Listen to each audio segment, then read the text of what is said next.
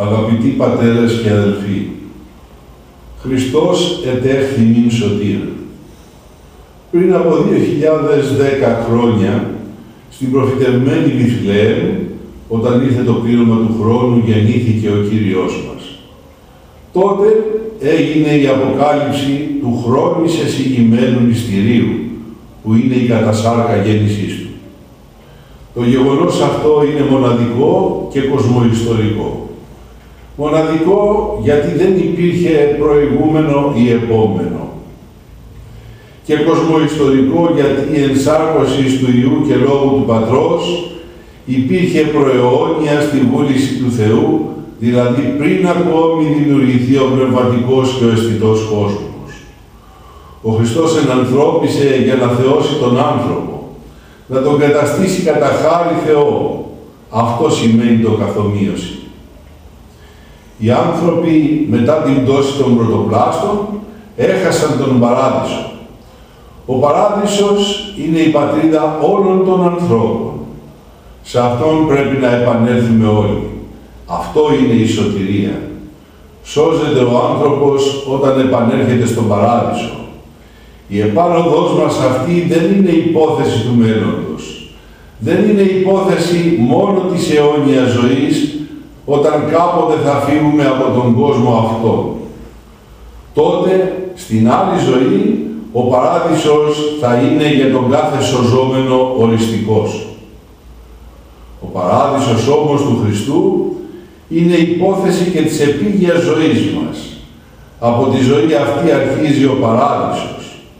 Παράδεισος είναι η βασιλεία των ουρανών.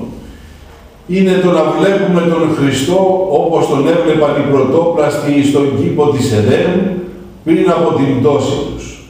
Αυτό μπορεί να γίνει από την παρούσα ζωή μας. Ο Χριστός με την ενανθρώπισή του στον κόσμο μας εθεοποίησε, δηλαδή μας επανέφερε στον Παράδεισο. Αυτό σημαίνει ότι μας επανέφερε στην προπτωτική κατάσταση των πρωτοπλάστων που έβλεπαν και μιλούσαν με τον Χριστό. Γι' αυτό είπε ο Κύριος, το μακάρι η καθαρή την καρδία, ότι αυτοί τον Θεόν όψονται. Το να βλέπουμε τον Χριστό όπως τον έβλεπε ο Αδάμ και η Εύα είναι η τέλεια πνευματική κατάσταση που μπορεί να αξιωθεί ο άνθρωπος. Αυτή η κατάσταση λέγεται θέωση. Είναι ο Παράδεισος. Ήρθε ο Χριστός στον κόσμο ως σωτήρας μας και μας έδωσε την δυνατότητα να επανέλθουμε στο Παράδεισο από τον οποίο μας εξέβαλε ο διάβολος. Γι' αυτό ο Ευαγγελιστής Ιωάννης λέγει «Εις τούτο εφανερώθη ο Υιός του Θεού ή να λύσει τα έργα Του».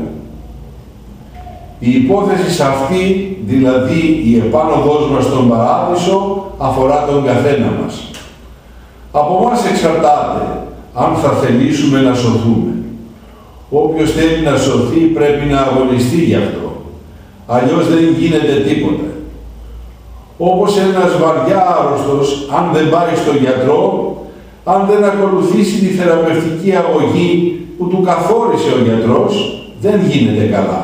Αλλά πεθαίνει έτσι και εμείς. Η ψυχή μας είναι άρρωστη από την αμαρτία. Ο Χριστός είναι ο γιατρός των ψυχών και των σωμάτων ημών. Το φάρμακο που μας συνιστά είναι η μετάνοια. Χωρίς μετάνοια δεν μπορούμε να σωθούμε.